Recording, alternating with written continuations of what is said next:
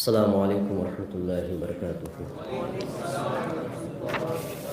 الحمد للہ والصلاۃ علی نبیہ وعلی آلہ واصحابہ المطہرین بآدابہ، اما بعد فاعوذ باللہ من الشیطان الرجیم، بسم اللہ الرحمن الرحیم۔ انما المؤمنون اخوہ فاصلحوا بین اخویکم واتقوا اللہ لعلکم ترحمون، صدق اللہ العظیم۔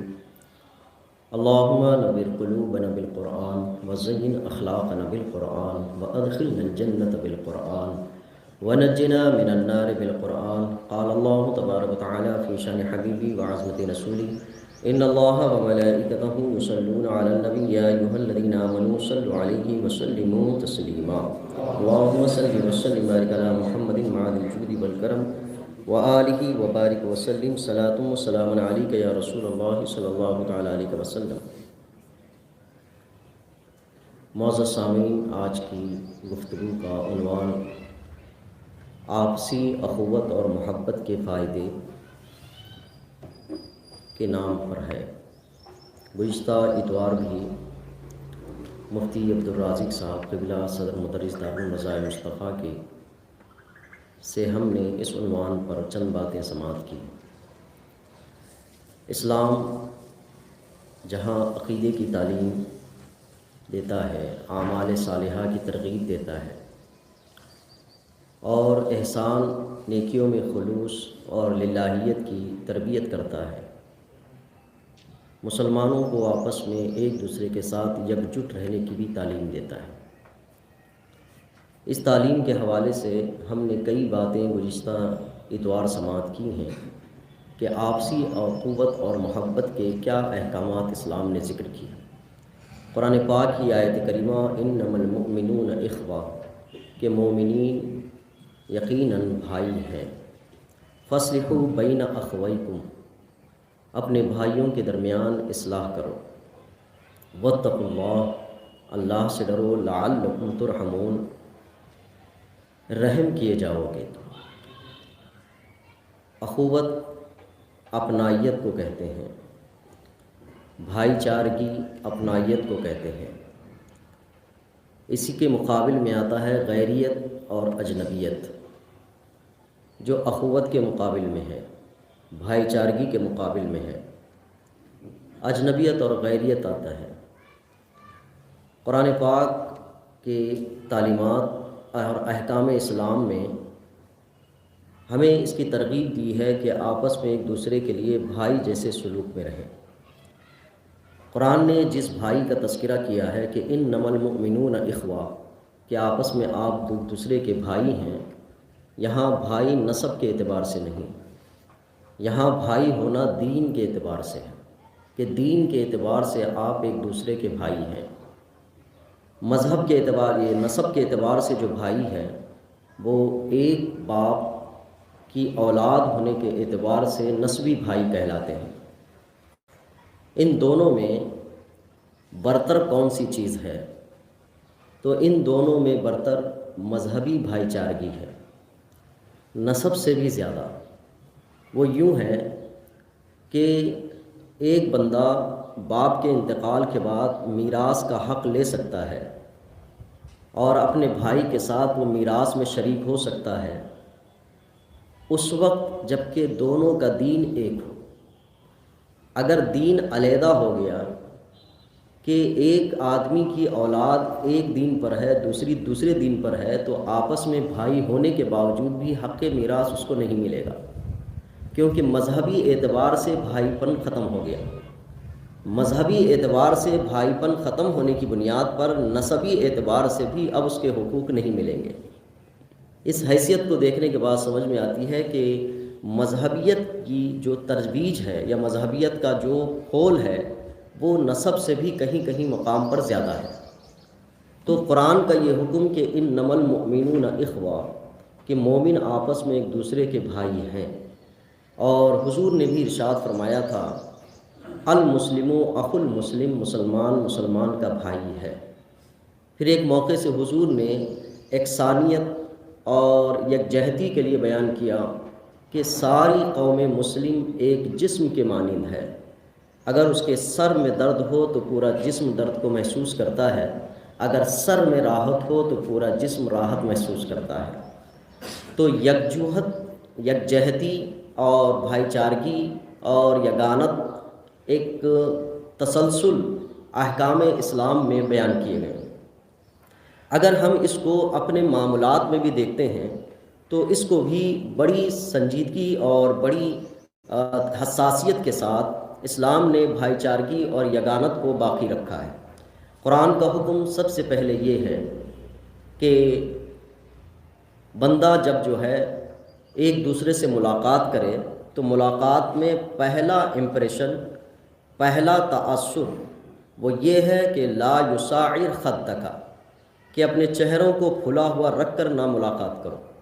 جو غصے کی حالت میں ہوتے ہیں تو غصے کی حالت میں ملاقات کرنے سے ممانعت آئی کہ جسی سے بھی ملو، حضور فرماتے ہیں خندہ پیشانی کے ساتھ ملو۔ خندہ پیشانی کیا ہوتی ہے؟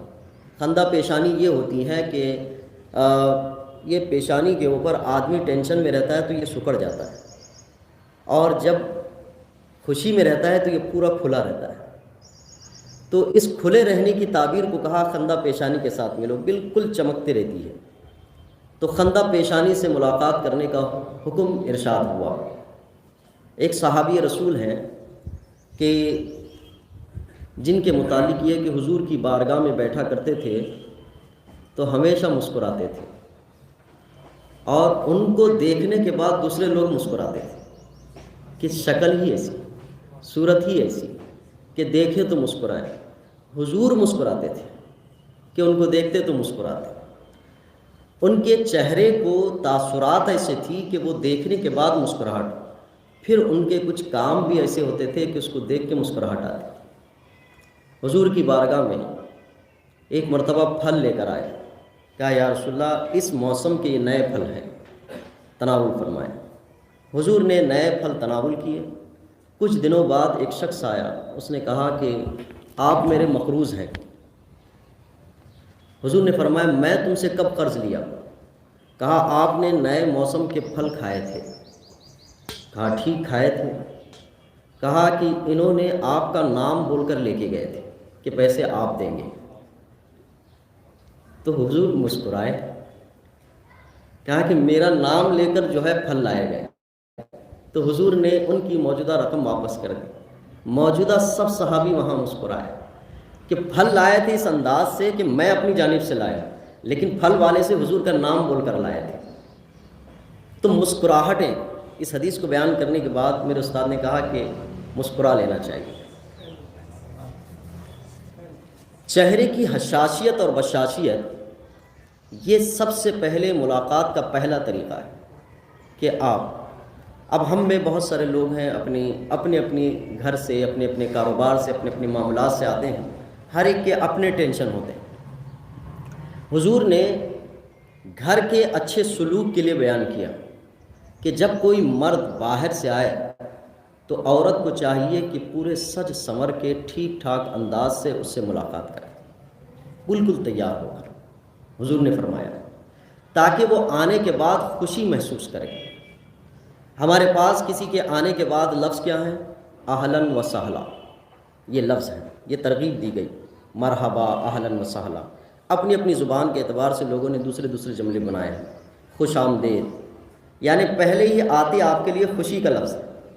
کسی نے ویلکم کہا، ویلکم کے بھی جو معنی ہوتے ہوں گے وہی شاید اسی کی مطابقت میں ہوتے ہوں، لیکن عربی کے الفاظ میں اہلاً و سہلا کا معنی ہے اتیت اہلا وتیت سہلا، آپ کا آنا اچھا آنا، آپ کا آنا زمین کو روند کے نرم کر کے آنا ہے، بڑے ویلکم انداز میں، مرحبا، خوشی کا اظہار۔ تو ملاقات کا پہلا حصہ اپنائیت ہے کہ ملاقات کے پہلے حصے سے ملاقات۔ تو اسلام نے ہمیں تعلیمات کے ایسے عنصر، ایسے طریقے دیے ہیں کہ اس سے محبت پیدا ہونا عازمی بات ہے۔ یہ کام بندہ کہاں کرتا ہے؟ وہاں کرتا ہے جہاں کاروبار کرتا ہے۔ بزنس میں آنے والے گراہک کو ویلکم کہتا ہے، آئیے صاحب۔ اگر ہم درگاہ کے پاس سے گزریں تو کچھ زیادہ ہی ویلکم ہوتا ہے پھولوں والوں کی جانب سے، کہ بہت زیادہ ہی ویلکم کرتے ہیں۔ وہ تو یہ کہتے ہیں کہ صاحب آپ آئیے، چپل بھی یہاں چھوڑیے، آپ اپنا سامان بھی رکھ کے جائیے، فلاں جائیے، پورا ویلکم ہوتا ہے۔ اس سے زیادہ ویلکم ہونے سے اپنائیت ختم بھی ہو جاتی ہے، اسی لیے بندہ آنکھ چھپا کے نکل جاتا ہے۔ تو یہ زیادہ ویلکم ہو گیا ہے، آپ اس کو میں زیادہ ہی کہوں گا، شاید دوسرا منفی پہلو ہو تو نہیں، یہ صرف بزنس کے لیے ہے۔ تو بہرحال انسان کی پہلی کوشش اسلامی تعلیمات میں یہ ہے کہ ایک دوسرے سے ملاقات کرنے میں خندہ پیش آنے، کہ آپ مرحبا کہیں، ویلکم کہیں، ایک دوسرے سے ملاقات میں ایک خوشی کا اظہار کریں، آپ کے چہرے پہ رونق آئے اور ملاقات کریں۔ یہ اپنائیت کا ایسا سلوک ہے جو آج ہمارے درمیان سے ختم ہوتا جا رہا ہے۔ اخوت اور محبت کے پہلو کہاں کہاں سے۔ اس کے بعد اسلام کا ایک دوسرا حکم ہے سلام کرنا۔ السلام علیکم ورحمۃ اللہ، سلام کیجیے آپ۔ سلامتی کا معنی یہ ہوا کہ سب سے پہلے آدمی چاہے اجنبی ہو، جانکار ہو، پہچان ہو، وہ کس نیت سے آ رہا ہے، کس عمل سے آ رہا ہے، اس سے قطع نظر سب سے پہلے اس نے ضمانت دے دی کہ تم سے جب ملنے آ رہا ہوں تو میں اپنے ہاتھ اور اپنی زبان سے تمہیں تکلیف دینے سے محفوظ ہوں۔ یہ ضمانت دے رہا ہے السلام علیکم۔ اس میں پنہا ہے، اس میں محبت اور اخوت رکھی ہوئی ہے۔ یہی بات ہے کہ لڑائی کرتے وقت کوئی بندہ سلام نہیں کرتا، اور جس سے لڑائی کرنا ہوتا ہے اس کو سلام نہیں کرتا، کیونکہ پتہ ہے کہ اس میں یہ عنصر موجود ہے، یہ ایک ایسی ٹیبلٹ ہے کہ سلام کرے گا تو لڑائی اس انداز سے کر ہی نہیں پائے گا، اس کے اندر یہ بات رکھی ہوئی ہے۔ تو سلام کرنے کا مطلب یہ ہوا کہ اس کی جان اور اس کے مال کو اپنی زبان اور ہاتھ سے محفوظ رکھنے کا وعدہ کر رہا ہے، السلام علیکم۔ پھر سامنے والے نے بھی جب وعلیکم السلام کہا تو اس نے بھی ضمانت دے دی کہ میری طرف سے بھی تم پر سلامتی ہے، نہ میں زبان سے تکلیف دوں گا، نہ ہاتھ سے تکلیف دوں گا۔ کبھی ایسا واقعہ آپ کی نظروں کے سامنے یا کانوں نے سنا ہو کہ کسی نے سلام کر کے آگے مارا ہو، ٹھوکا ہو، یا تو اس نے جو ہے عادت کے اعتبار سے کر لیا ہو، لیکن ایسے واقعات بہت ہی نادر اور کم ہوں گے کہ کسی نے ایسا بھی سلوک کیا ہو۔ اس میں پنہا ہے۔ پھر اسلام کا ایک حکم ہے کہ مصافحہ کریں۔ مصافحہ حضور فرماتے ہیں کہ جب دو بندے مسلمان آپس میں مصافحہ کرتے ہیں اور اس نیت سے مصافحہ کرتے ہیں، خوش دلی کے ساتھ، خندہ پیشانی کے ساتھ، تو ان کے ہاتھ جدا ہونے سے پہلے پہلے ان کے گناہوں کی بخشش ہو جاتی ہے۔ تو ایک دوسرے کے گناہ کو جھاڑنے کا سبب بھی ہے مصافحہ کرنا۔ حضور کا طریقہ دونوں ہاتھوں سے مصافحہ کرنے کا کہ روایتیں ہیں۔ تو مصافحہ کرنا اپنائیت کے ساتھ ساتھ انسان کے اندر جو اجنبیت آتی ہے، اجنبیت میں ایک معنی آتا ہے کہ کسی کو چھوئے نہیں، انہوں میرے کو نہیں چھونا، میں ان کو نہیں چھونا، یہ اجنبیت کا معنی آتا ہے۔ اسلام نے اس اجنبیت کو دور کرنے کے لیے مصافحے کا پہلا طریقہ رکھا کہ آپ ہاتھ ملائیں، ایک دوسرے کو چھوئیں، مصافحہ۔ اس کے بعد ایک طریقہ ہے کہ معانقہ کریں، گلے سے گلے ملائیں۔ گلے سے گلے ملنے کو حضور نے ارشاد فرمایا کہ دل کی خدورتوں کو اللہ دور فرما دیتا ہے۔ تو یہ ملاقات کے طریقے میں اپنائیت رکھی۔ سلام حضور فرماتے ہیں جس نے پہل کی اللہ اس کے دل سے تکبر کو اٹھا لیتا ہے۔ مصافحہ گناہوں کے جھڑنے کا سبب، معانقہ دلوں کی خدورت کو دور کرنے کا سبب۔ اس میں اپنائیت کے کتنے پہلو ہیں دیکھیں۔ ہم اور آپ جو اپنائیت اور اخوت کے کام کر رہے ہیں وہ اپنی جگہ ہے، لیکن اسلام نے اپنے معاملات میں اتنے رکھ دیے ہیں کہ آپ اس کو کرتے رہیے، اپنائیت کے مفہوم اور معنی اندر پیدا ہوتے جائیں گے، پیدا ہی ہوتے رہیں گے۔ یہ تعلق بنائیں۔ اب احکامات میں بہت ساری چیزیں ہیں، میں مثال میں وقتی طور پر نہیں دے پاؤں گا، لیکن میری آج کی گفتگو یہ ہے کہ اسلام سر تا پیر اپنے احکامات میں اخوت اور محبت کے پیغامات دیتا ہے۔ کیا اسلام کے ماننے والے اس اخوت اور محبت کو سمجھ رہے ہیں؟ کیا ہم اپنی معاملات میں اخوت اور محبت کے پہلو کو شامل رکھنا چاہتے ہیں؟ کیا صرف یہ لفظ استعمال کرنا چاہتے ہیں کہ مسلمانوں کو متحد رہنا چاہیے، مسلمانوں کو آپس میں ایک جٹ رہنا چاہیے؟ اس کی طاقت اور مضبوطی بہت زیادہ معنی رکھتی ہے، فائدہ دیتی ہے۔ یہی صرف لفظ بولیں گے کہ ہم اس پر عملی پہلو بھی رکھیں گے۔ نماز کا ایک جامع طریقہ دیا گیا۔ جامع طریقہ یہ دیا گیا کہ صفوں کو باندھ دیا جائے۔ حضور نے ارشاد فرمایا کہ کاندھے سے کاندھا ملا رہے، بیچ میں جگہ خالی نہ رہے۔ اس میں ایک اپنائیت ہے۔ وہ اپنائیت یہ ہے کہ انسان کے اندر کسی کو چھونے میں جو رکاوٹ ہوتی ہے وہ اجنبیت کی وجہ سے ہوتی ہے، اور جب کندھے سے کندھا لگے رہے گا اور وہ نماز کی صف میں جڑا رہے گا تو اس سے اپنائیت کا عنصر اس کے اندر پیدا ہوگا۔ یہ صفوں کی درستگی میں ہے۔ حضور ارشاد فرماتے ہیں جس صفوں میں خلا ہوتا ہے وہاں شیطان ہوتا ہے، اور شیطان ہو کے وہ صف پوری نہیں کرتا بلکہ دونوں کے ذہن میں ایک دوسرے کے خلاف وسوسے ڈالتا ہے۔ یہ اب دونوں کے خلاف وسوسے ڈالتا ہے یعنی دونوں کو اجنبی بناتا ہے۔ تو اجنبیت کو ختم کرنے کی چیز یہ ہے کہ صفوں کی درستگی کر لی جائے، کاندھے سے کاندھا لگایا جائے، لیکن یہ پہلو ہم سے بالکل ہی ختم ہوتا جا رہا ہے۔ آج صفوں کی درستگی کا معاملہ، پہلے کے دور کے مسلمانوں کی کہانی واقعہ قرآن نے یوں بیان کیا کہ یہ جنگ کے میدان میں ہوتے ہیں تو صفوں کو اتنا درست رکھتے ہیں جیسے سیسا پلائی دیوار۔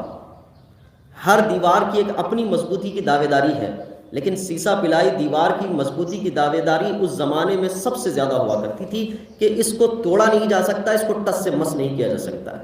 وہ جنگ کا میدان ہے، تلواریں چلانی ہیں، وہاں پہ جان دینا ہے، جان لینا ہے۔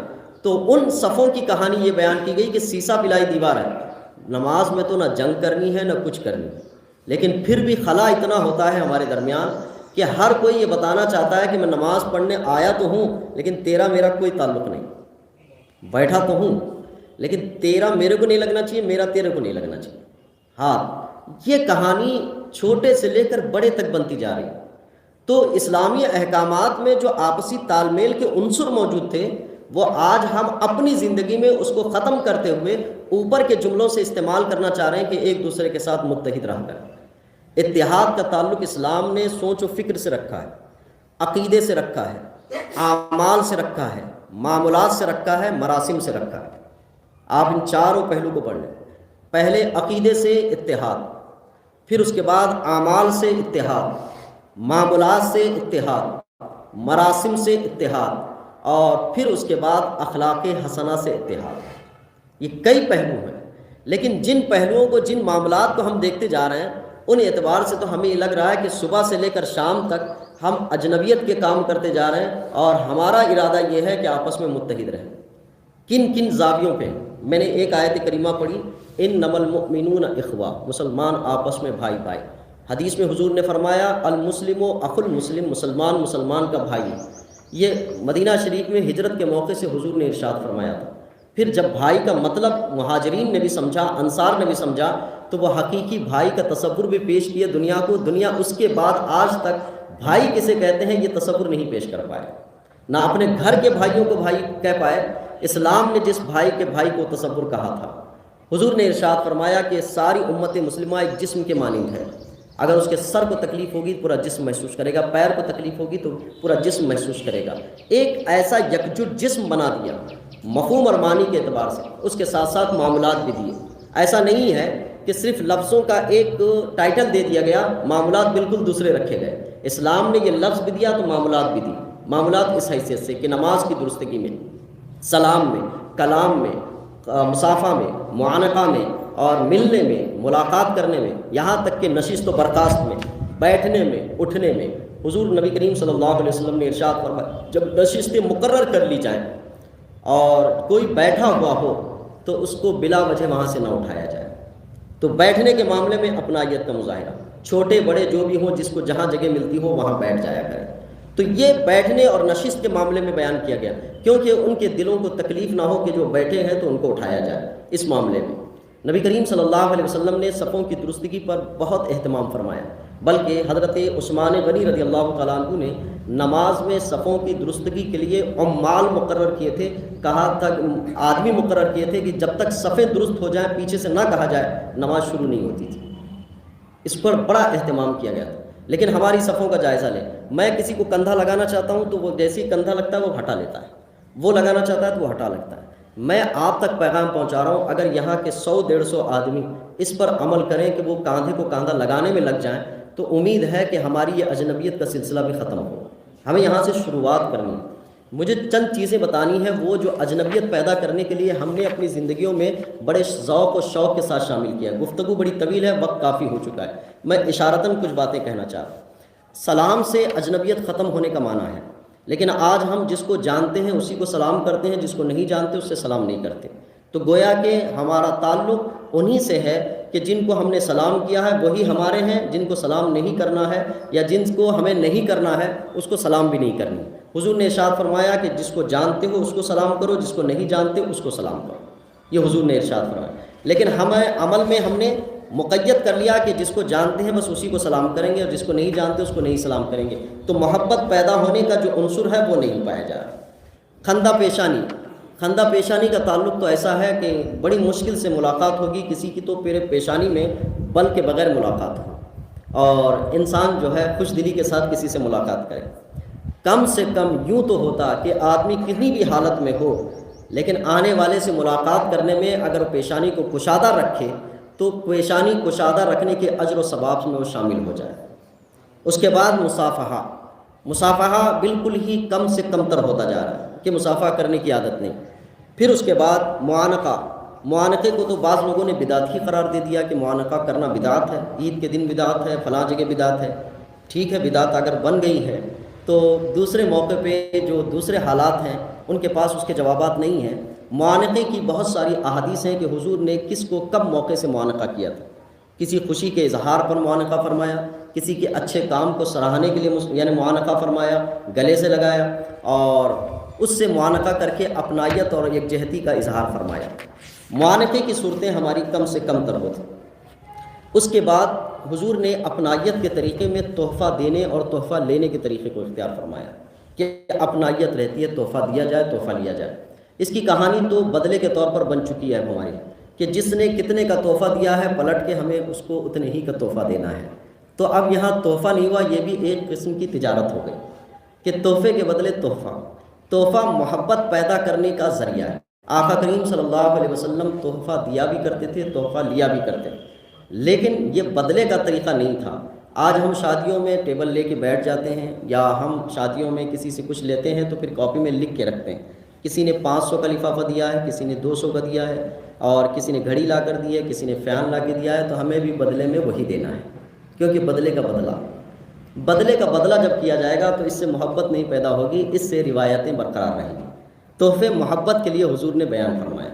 تو محبتوں کے اسلوب پورے ختم ہوتے جا رہے ہیں ہماری معاملات سے، اور ہم محبت پیدا کرنے کی صرف الفاظ اور تقریریں کرتے جا رہے ہیں۔ کھانا کھانا اور کھانا کھلانا یہ بھی محبت پیدا کرنے کی سبب میں سے ہے، لیکن کھانے میں تعریف کا پہلو اور تعریف کیے جانے کا اور ریاکاری کا پہلو اتنا غالب ہو گیا کہ اپنائیت کا عنصر ختم ہوتا جا رہا ہے۔ اس کھانا کھلانے میں آپ ابھی رمضان قریب آئے گا تو دیکھیے گا افطار پارٹیوں کا جو نظم ہوتا ہے، یا کھانا کھلانے میں جو میزبانی کے لیے میزبانی جو کرنا چاہتا ہے اس میں کن پہلوؤں کو اختیار کرتا ہے؟ ان پہلوؤں کو اختیار کرتا ہے کہ یہ کھانا بنے گا تو تھوڑا تعریف ہوگی، یا فلاں کو بہت پسندیدہ ہے فلاں کو۔ تعریف اور ریاکاری کا پہلو محبت کے پہلو کو کم کرتا جا رہا ہے۔ محبت کا پہلو یہ ہے کھانا کھانے اور کھلانے میں اچھے سے اچھا کھانا کھلائیں، بڑے سے بڑا کھانا کھلائیں، لیکن اس میں یہ ہونا چاہیے کہ آنے والے مہمان کے لیے ہماری خاطر تواضع میں کوئی کمی نہیں ہونی چاہیے۔ خاطر اور تواضع دو لفظ ہیں اس میں۔ خاطر کے معنی ہوتا ہے اس کے دل کی رعایت کرنا، تواضع کے معنی ہوتا ہے اپنے کو کمتر بتانا۔ یہ ہم نے جو ماں حضر جو کچھ تیار ہے وہ آپ کے لیے دیا ہے۔ تو ایسا نہیں ہے کہ کھانا بننے کے بعد، کھانا کھانے کے بعد بتاؤ تو صحیح کیسا بنا کھانا، بتاؤ کیسے بنا کھانا۔ یہ لفظ ہمیں اپنائیت سے ہٹا رہے ہیں، یعنی تعریف سننے کے خواہش مند ہیں۔ اللہ تبارک تعالیٰ نے اس مہمان نوازی میں بڑا اجر رکھا ہے، لیکن ہم اس سے تعریف حاصل کر کے اسی وقت اجر لینے میں لگے ہو کہ بتاؤ کہ یہ کیسا بنا، یہ کیسے بنا، یہ کیسے بنا۔ اس کا طریقہ ہے، لفظوں کے تھوڑے ہیر پھیر ہیں، کوئی کمی تو نہیں رہ گئی، کوئی کمی تو نہیں رہ گئی۔ یہ عجز و انکساری ہے، کوئی کچھ نمک مرچ زیادہ تو نہیں ہو گیا ہے۔ یہ لفظ ہے جو عجز انکساری کو بتاتا ہے، اور یہ لفظ اپنی تعریف کو چاہتا ہے۔ تھوڑے سے لفظوں کے فرق ہوتے ہیں، محبت کے پہلو ختم ہوتے جا رہے ہیں۔ اب وہ میزبان جو مہمان ہوگا اگر خراب بھی بنے گا تو یہ تھوڑی بتائے گا کہ خراب بنا ہے۔ اب تو بہت سارے لوگ ہیں وہ بالکل آپ کے پوچھے بغیر بھی بتا دیتے ہیں، ارے یار یہ ٹھیک نہیں بنا ہے، وہ ٹھیک نہیں بنا ہے، فلاں نہیں بنا ہے۔ اسلام نے ایسے دل آزاری کا حکم نہیں دیا۔ اعلیٰ حضرت امام احمد رضا محدث بریلوی رحمۃ اللہ علیہ دعوت میں پہنچے کھانے کے لیے، آپ کو گائے کا گوشت نقصان دیتا تھا۔ آپ وہاں پہنچے، میزبان نے اصرار کیا کہ گوشت کھائیں، گوشت آپ نے کھا لیا، نقصان دیا، منہ میں ورم آ گیا، منہ میں ورم آ گیا، ڈاکٹر نے کہا آپ کو طاعون ہو گیا ہے۔ تو اعلیٰ حضرت نے کہا تھا کہ جس کے یہاں گئے تھے گوشت مجھے چلتا نہیں ہے وہ، لیکن میزبان کی تھی تو میں نے کھا لی، اب وہ ورم آ گیا۔ تو یہ جو میزبان کی خاطر ہوتی ہے کہ جو چیز ہمیں پسند نہیں ہے وہ بھی کھلائے تو کھا لے، لیکن میزبان کو کچھ نہ بولے۔ لیکن آج کی صورتحال یہ ہے کہ ان کی دل آزاری اس حیثیت سے، تو جو کھانا کھانے اور کھلانے کے ذریعے سے محبت کے پہلو تھے وہ ختم ہوتے جا رہے ہیں۔ اب تعریف کرنا، تعریف لینا، برائی کرنا، برائی لینا، ان چیزوں میں کتنے بڑے بڑے فنکشن میں ایک آدمی 1 مہینے کی مشقت شاقہ گزار کے کئی ڈشز بناتا ہے، کئی ڈشز بنانے میں کتنی چیزوں کا اہتمام کرتا ہے، ان کے آنے سے لے کر بیٹھنے، بیٹھنے سے لے کر کھانے، کھانے سے لے کر جانے تک۔ اس کے بعد ناشکری الفاظ یوں نکلتے ہیں، یہ ٹھیک نہیں بنا تھا، وہ ٹھیک نہیں بنا تھا، یہ پہنچا نہیں ہمارے پاس، اس کو لا کے دیا نہیں، یہ دیر کر دیا۔ کھانا کھانا جو محبت کی علامت تھی، کھلانا محبت کی علامت تھی، وہ آپس میں ایک دوسرے کے افتراق کا سبب بنتا جا رہا ہے۔ اس میں پہلو تھے کہ کچھ کم تو نہیں رہ گیا، کچھ نہیں رہ گیا۔ پہلے کے دور کی ایک کہاوت سنی تھی میں نے کہ لوگ پہلے میزبانی کرتے تھے، مہمان کو بلاتے تھے تو عزت میں کوئی کمی نہ ہو اس کے لیے ان کے پاس کچھ طریقے ہوتے تھے، اور اس طریقوں کو اپنا کر آئے ہوئے مہمان کی پوری خاطر تواضع کرتے تھے۔ ایک شخص دعوت میں پہنچا تو اس کو لوگوں نے دعوت دی، تو جو میزبان تھا اس نے بہت اچھے اچھے الفاظ سے اس کی دل کی خاطر تواضع کی، بہت اچھا لگا اس کو۔ اس میں ایک لفظ یہ تھا کہ آپ بالکل کھائیں، اپنائیت کے ساتھ کھائیں، کسی چیز میں آپ شرم محسوس نہ کریں، آپ بالکل بے جھجک ہو کر کھائیں۔ یہ میزبان کے الفاظ تھے۔ اس الفاظ کے اس کے کانوں میں اتنے اچھے لگ رہے تھے کہ کھانا ایک طرف وہ الفاظوں پہ توجہ دے رہا تھا کہ کھاتے ہوئے مجھے یہ لفظ کہے جا رہے ہیں، مجھے عزت دی جا رہی ہے، مجھے تواضع کی جا رہی ہے، میرے ساتھ یہ احترام کیا جا رہا ہے۔ اس نے سوچا کہ میں بھی ایسی دعوت کروں گا۔ اب اس کے ذہن میں یہ بات تھی کہ بھئی اچھے سے مہمان کی مہمان نوازی کرنا چاہیے لفظوں۔ اس نے بہت سارے لفظ کو یاد کر لیا، دعوت کی، دعوت میں سب لوگ موجود تھے۔ اس کو جو اس نے یہ لفظ سنا تھا کہ بے جھجک ہو کر کھائیں، شرمائے نہیں، وہ اس کو بولنے کے لیے ٹٹولتا رہا، کیسے بولے، اس کو سمجھ نہیں آ رہی۔ اس نے کہا کہ آئیے صاحب بیٹھیے، تشریف رکھیں، آپ بالکل کھائیں، بے تکلف ہو کر کھائیں، آپ بالکل بے شرم ہو کر کھائیں۔ اس میں تھا کہ شرمائے نہ، تو اس کا معنی بھی یہی ہوتا ہے کہ شرمائے نہ۔ اس نے اس لفظ کو یوں کر دیا کہ بے شرم ہو کر کھائیں۔ اس کی نیت میں کوئی فرق نہیں۔ مہمان نوازی کی یہ طریقے ہوا کرتے ہیں۔ میں اب سر-دست اہم چیزوں پر آتا ہوں، گفتگو کرتا ہوں۔ ہمارے پاس اجنبیت کی جو چیزیں پیدا ہو رہی ہیں وہ دیکھیں۔ اس میں ایک یہ ہے کہ ہم اپنے گھر سے اس ماحول کو ہٹاتے جا رہے ہیں۔ اجنبیت میں یہ طریقے ہیں کہ سامان کا استعمال، یہاں سے اجنبیت ہماری شروع ہوتی ہے۔ بچوں کی تعلیم کے ساتھ ساتھ ہم بڑوں میں بھی ہر ایک کے کھانے پینے اٹھنے بیٹھنے کے الگ الگ سامان استعمال کیے جاتے ہیں، یہاں تک کہ تولیہ جو پوچھنے کے لیے ہوتا ہے، بچوں کا الگ، بڑوں کا الگ، سب کا الگ الگ ہوتا ہے۔ جیسے دانت کے برش الگ الگ ہوتے ہیں، یہ سامان بھی الگ الگ ہوتے ہیں، ان کو الگ الگ کر دیا گیا۔ بچوں کو کھلاتے پلاتے وقت بھی ان کو تقسیم کیا جاتا ہے، بیٹا یہ تمہارا، یہ تمہارا، یہ تمہارا، یہ تمہارا۔ تقسیم کا ہنر یہ ٹھیک ہے کسی سامان کو تقسیم کر کے کھانے میں، لیکن اس کے ساتھ ساتھ اجنبیت کا بھی پہلو ہے۔ اجنبیت کا یہ پہلو ہے کہ جب آپ بانٹ دیے تو وہ اس کا ہی سمجھا، وہ دوسرا جو ہے اس کا نہیں۔ اس سے ہوتا کیا ہے؟ اس سے ہوتا یہ ہے کہ اس کا بچا ہوا یہ نہیں کھائے گا، اس کا بچا ہوا یہ نہیں کھائے گا۔ اجنبیت آ گئی کہ تیرا تیرا تیرا تیرا تیرا، یہ ہو گیا۔ اور جھوٹا کھانا آج اتنا معیوب ہو گیا ہے کہ جس اسلام نے اپنائیت کے ساتھ چھوت چھات کو ختم کیا ہے، ہم نے اپنے اندر چھوت چھات کو لانا شروع کیا ہے۔ کیسے چھوت چھات کو لانا شروع کیا ہے کہ اس کا چھوا ہوا میں نہیں کھاؤں گا، اس کا چھوا ہوا میں نہیں کھاؤں گا، اس کے چھوئے کو میں ہاتھ نہیں لگاؤں گا، اس کے چھوئے ہوئے کو میں ہاتھ نہیں لگاؤں گا۔ اپنی زندگیوں کا تھوڑا سا جائزہ لیں، اس لیے کہ آقا کریم صلی اللہ علیہ وسلم نے جھوٹے کے متعلق ارشاد فرمایا، سور المؤمنین شفا، مومن کے جھوٹے میں شفا رکھا ہوا ہے۔ لیکن آج کوئی جھوٹا کھانے کے تصور میں نہیں۔ پچھلی کہانیوں کی کہانیاں سنتے تھے کہ آدمی کا بچا ہوا عورت کھاتی تھی اس کے پلیٹ میں، لیکن آپ اپنے اپنے دلوں پہ ہاتھ رکھ کے دیکھیں، گھروں میں ایک بھائی کا بچا ہوا دوسرا بھائی کھاتا ہے، شوہر کا بچا ہوا بیویاں آج کھا رہی ہیں، یا باپ کا بچا ہوا بیٹا کھا رہا ہے، یا بیٹے کا بچا ہوا باپ کھا رہا ہے۔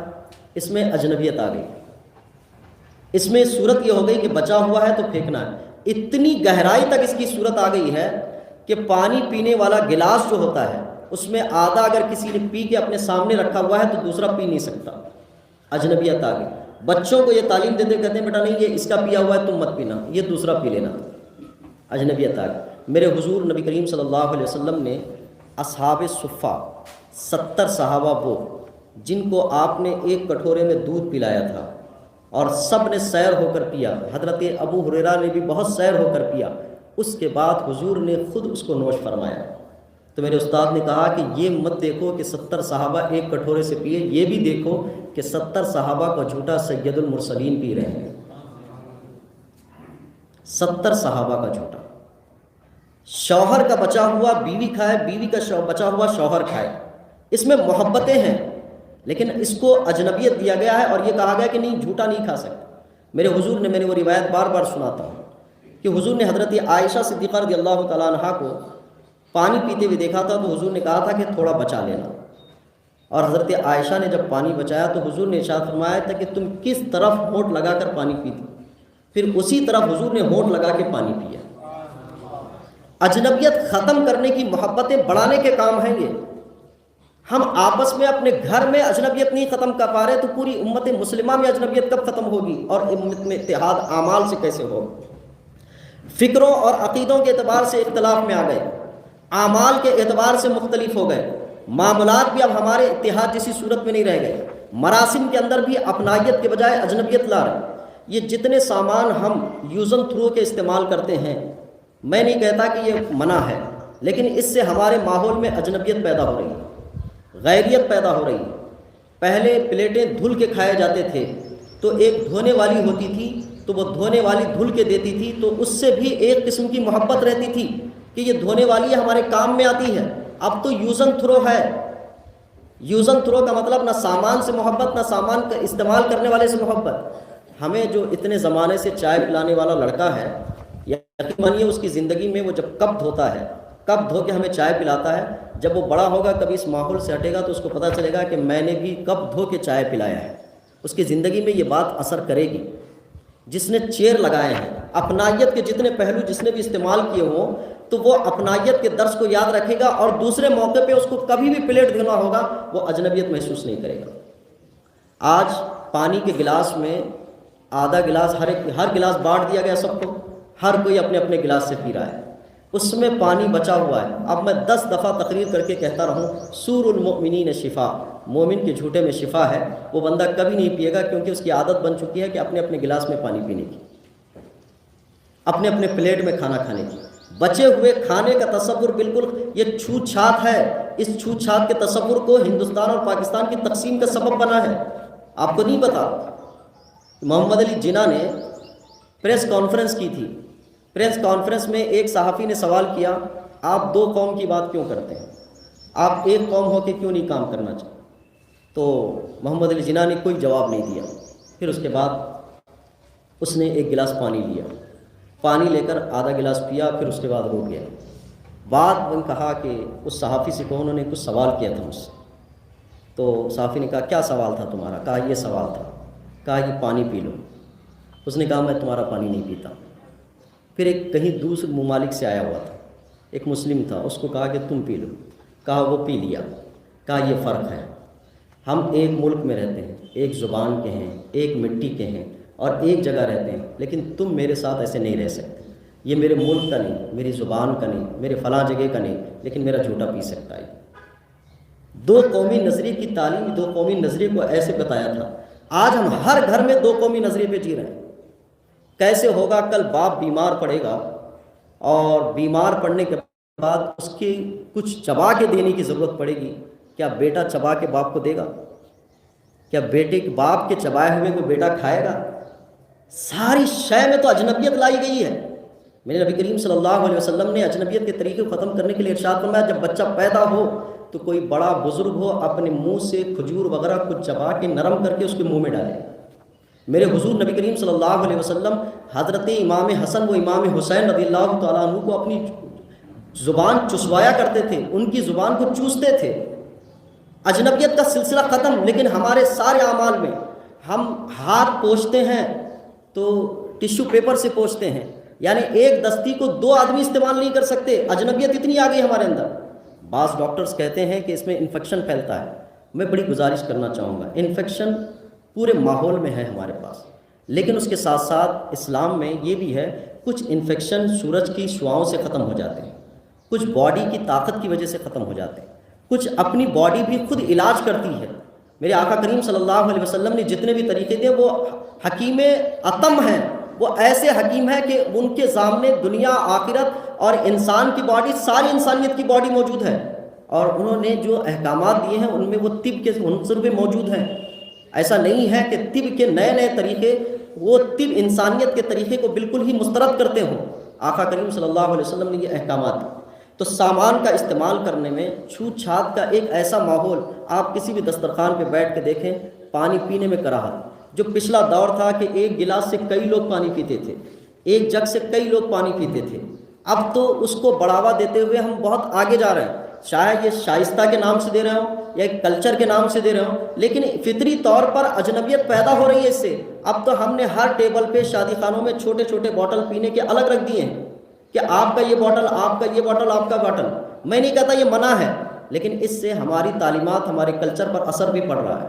اجنبیت کا ماحول پیدا ہو رہا ہے کہ ہم اپنے گھر میں بھی اجنبیت رکھ رہے ہیں، باہر بھی اجنبیت رکھ رہے ہیں۔ جب ذہنوں میں ایک دوسرے کے لیے چھوت چھات اور اجنبیت کا تصور ہوگا تو کوئی ایک دوسرے کی مدد کے لیے کیسے آ پائے گا؟ اس لیے کہ اسلام نے معاملات میں بہت زیادہ اخوت دی ہے، محبت دی ہے، ایک دوسرے کے ساتھ جڑ کے رہنے کے لیے حکم فرمایا۔ اب تو کھانا کھانے میں چیئر الگ ہو گئے، پہلے ایک دسترخوان پہ بیٹھ کے کھایا جاتا تھا، تو وہ سسٹم بھی ختم۔ چلیے باہر ختم ہو گیا، وہاں سہولتیں نہیں ہیں، گھر کے اندر کیوں ختم ہو رہی ہیں یہ چیز کہ ساری چیزیں اجنبیت جیسی۔ میں یہ بات کہہ رہا ہوں کہ باپ بیٹے کے ساتھ اجنبیت کا ماحول، بیٹا باپ کے ساتھ اجنبیت کا ماحول، کل کو کچھ پریشانی ہوگی وہ اپنے ہاتھ سے باپ کے لیے مددگار نہیں بنے گا، باپ بیٹے کے لیے مددگار نہیں بنے گا، وہ اس کو دوسرا آدمی رکھوانا پڑے گا، وہ خود سے نہیں کر پائے گا، وہ خود سے نہیں کر پائے گا۔ یہ اجنبیت کا سسٹم ہمارے دور، ہماری زندگی میں آتا جا رہا ہے۔ میں نے وہ مسئلے ذکر کیے ہیں جو ہماری زندگیوں کے حصے بنے ہوئے ہیں، اور کسی سامان کو استعمال کرنے کے ساتھ ساتھ تربیت بھی یہ آ جاتی ہے کہ یہ سامان ہے، استعمال کرو، چھوڑ دو اس کو۔ تو جب استعمال یعنی یوز اینڈ تھرو چیزوں کو استعمال کرنے کی عادت بنے گی تو کسی بھی انسان کے ساتھ جب ضرورت ہوگی تب بھی وہ اسی سوچ کے ساتھ اس انسان کو استعمال کرے گا، چھوڑ دے گا، پھر آپ اس کو خود غرض کہیں گے۔ لیکن یہ سوچ اور فکر کسی بھی چیز کو استعمال کر کے چھوڑ دینے کی کیفیت جو ہے، جب کوئی گلاس رکھا جاتا ہے تو اس کو دھویا جاتا ہے، مانجا جاتا ہے، اس کی صاف صفائی کی جاتی ہے، پھر اس کو رکھا جاتا ہے، پھر استعمال کیا جاتا ہے، تو گویا اس سے لگاؤ ہو جاتا ہے کہ اس کو رکھنا ہے، اس کو محفوظ کرنا، یہ ساری چیزیں۔ اور جب یہ عنصر ختم ہو جاتا ہے، استعمال کرتے ہوئے چھوڑتے چلے جاتے ہیں، تو پھر انسان بھی ان سامان کو جیسے چھوڑتا جا رہا ہے، انسان کو بھی استعمال کر کے چھوڑتا جائے گا، یہ عنصر بھی پیدا ہوتا جائے گا۔ یہ اپنائیت کے خلاف ہے۔ میں نے بہت ساری چیزیں جوڑ کے رکھی ہیں جو ہماری زندگی میں اپنائیت کو ختم کرتی جا رہی ہیں۔ آپ جلسہ بھی کر رہے ہیں، میں نے اس سے پہلے بھی کہا تھا کہ وی آئی پی سیٹس مت لگایا کریں، کہ وی آئی پی سیٹس ہمارے کلچر کے حصے سے نہیں ہیں۔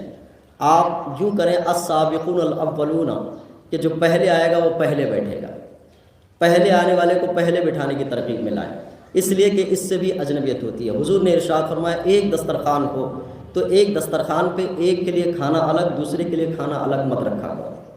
لیکن کیا ہم یہ اجنبیت کا ماحول نہیں کر رہے ہیں؟ الگ بات ہے کہ تھوڑا دیر درست، شادی کے بعد دولہے کا جو ٹیبل لگتا ہے اس کے لیے الگ ڈشز ہوتی ہیں، اور جو عام آدمی ہیں تو جو لوگ دیکھ چکے ہوتے ہیں وہ سوچتے ہیں کہ تھوڑا انتظار کر لیتے ہیں، دولہے کے ٹیبل پہ بیٹھ جاتے ہیں کیونکہ اس میں کچھ الگ سا رہتا ہے۔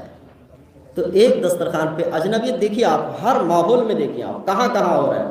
ہم اپنے اپنائیت کے کام کو کم کرتے جا رہے ہیں، اجنبیت کے زیادہ کام کرتے جا رہے ہیں، اور سب سے زیادہ چیز جو ہو رہی ہے وہ چھوت چھات۔ جب چھوت چھات ہو رہی ہے، باپ کے انتقال کے بعد بیٹے باپ کا کوئی سامان استعمال نہیں کرنا چاہتے کہ انتقال کے بعد سوائے سونا اور پیسے کے وہ رکھ لینا چاہتے ہیں، لیکن اس کے کپڑے، اس کا بستر، اس کا پلنگ اور اس سے جو چیز بھی جڑی ہوئی ہے وہ کوئی رکھنا نہیں چاہتا۔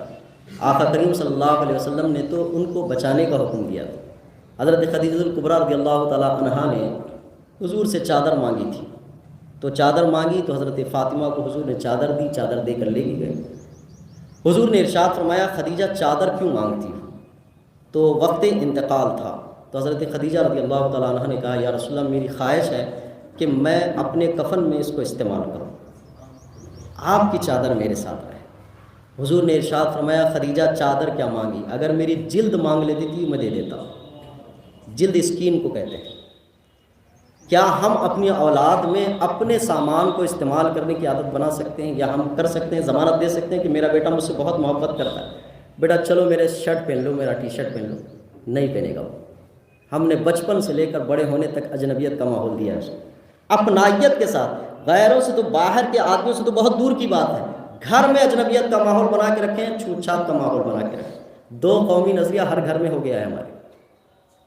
ہمیں مذہب کے اعتبار سے تھے تو ان چیزوں میں، کھانے پینے میں، ڈشش میں، فلاں چیز میں تمہارا یہ، تمہارا یہ، تمہارا یہ، تمہارا تمہارا تمہارا تمہارا کر دیتے ہیں۔ تو جب بچے بڑے ہوتے ہیں، ایک زیادہ کمانے والا ہوتا ہے، ایک کم کمانے والا ہوتا ہے، تو اس کے بعد وہ کہتا ہے یہ میرا ہے، کیونکہ بچپن سے تیرا میرا کر کے تقسیم کیا گیا۔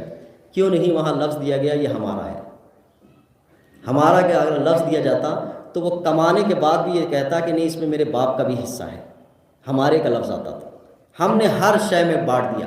اسکول میں جاتے ہوئے پانی کا بوتل الگ سے دے دیا ہم نے۔ جب پانی کا بوتل الگ سے دے دیا، ہر بیگ میں پانی کا بوتل الگ آ رہا ہے، تو وہ آپس میں بچے ایک دوسرے کے لیے کبھی محبت کا پہلو رکھیں گے ایک دوسرے سے؟ کبھی وہ ہم افطاری کرتے تھے ایک زمانے میں، پہلے وہ مقبرہ مسجد میں جاتے تھے افطاری کے لیے، تو ہمارے ایک پلیٹ میں کچھ دیا جاتا تھا، تو دینے کے بعد ہم یہ ہوتا تھا کہ ایک دوسرے کی ادلا بدلی ہوتی تھی روزہ کھولنے سے پہلے۔ تو ہمارے پاس جو چیز ہوتی تھی ہم ان کو لے جا دیتے تھے، لازم تھا کہ انہیں بھی کچھ دینا ہے ادھر۔ تو ہم کبھی کبھار لالچ میں یوں کرتے تھے جس کے پاس اچھا سامان ہے وہاں لے جا کے اس کو دیتے تھے، تو بدلے میں وہ چیز اب اس کے پاس جو ہے وہی دے گا۔ تو ہمیں شیرمال اور اس کے اندر رکھی ہوئی سبزی پسند تھی، زیادہ تر ہم اس کے پاس جاتے، اب اس کے پاس وہی ہوتا تو اس میں سے توڑ کے دے دیتا ہمیں۔ یہ صورت۔ اب اسکول میں بوتل الگ کر دی گئی، ٹیفن الگ کر دیا گیا، کھانے پینے کی چیز الگ کر دی گئی۔ جب الگ کر دی گئی تو اجنبیت آ گئی، اجنبیت آ گئی۔ یہ نہیں کہ اب اسکول پر، اسکول کے پانی پر، گلاسوں پر، فلاں پر، سب پہ اجنبیت کا لیبل لگ گیا۔ اب جو گھر سے جائے گا وہی ٹھیک ہے۔ میں اپنا ایک واقعہ بتا کے گفتگو ختم کرتا ہوں۔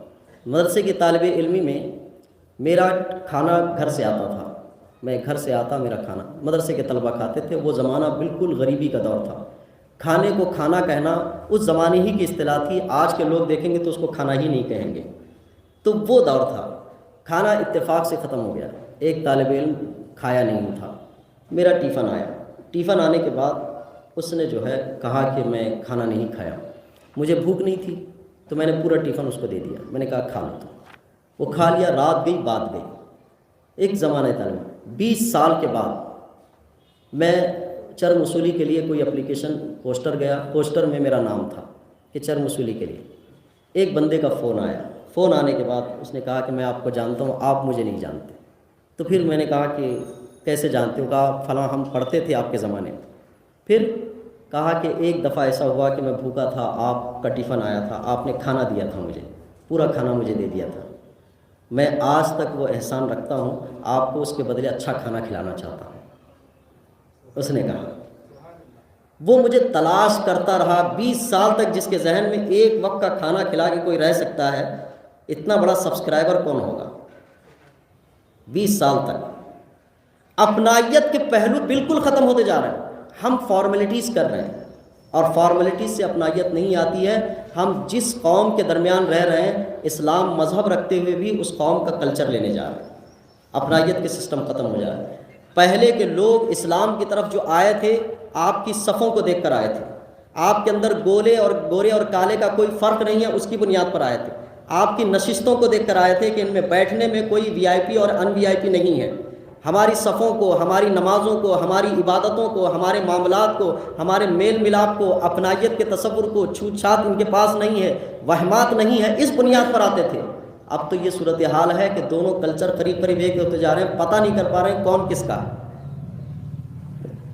اگر نہیں ہے تو جائزہ لیجیے۔ چند باتیں میں نے بے ترتیب آپ تک کہی ہیں، انشاءاللہ اگلی گفتگو بھی ہم اس حوالے سے کریں گے کہ کن کن مواقع پہ ہمارے اندر اجنبیت کے ماحول پیدا ہو رہے ہیں، اور ہمیں یکتائیت اور اخوت اور محبت رکھنی ہے تو اپنے معاملات میں درستگی لانی پڑے گی۔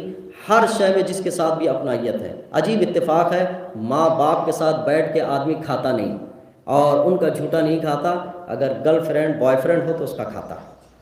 کیا عجیب اتفاق ہے، اپنائیت کا تصور بالکل ختم ہوتا جا رہا ہے۔ کوشش کریں کہ اسلام نے جس حکم کی ہمیں پابند بنایا ہے اس کے پابند بنے۔ اللہ مجھے آپ کو عمل کی توفیق عطا۔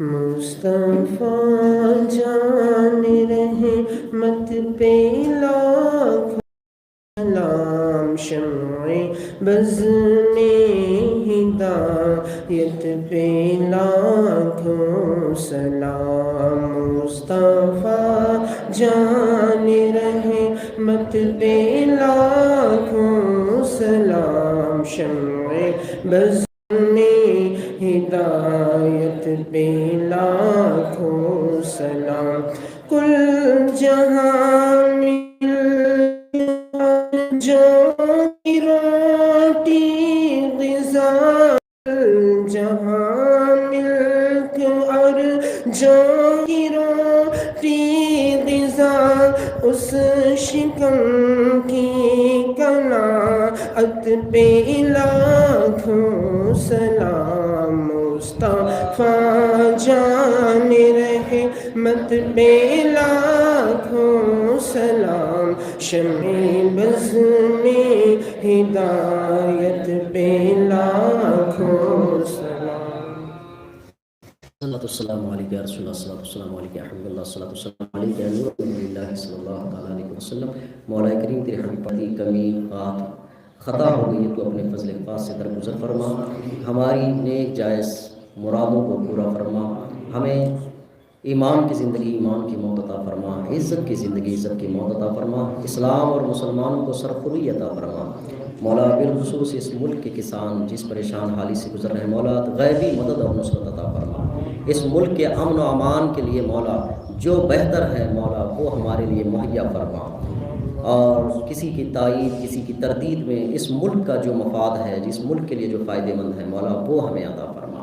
الہی خیر گردانی بحق شاہ جیلانی، ان اللہ و ملائکتہ یصلون علی النبی یا ایھا الذین آمنوا صلوا علیہ وسلموا تسلیما، اللهم صل وسلم وبارک علی محمد وعلی آلہ وصحبہ وآلہ وبارک وسلم۔ سبحان ربک رب العزۃ عما یصفون وسلام علی المرسلین والحمد للہ۔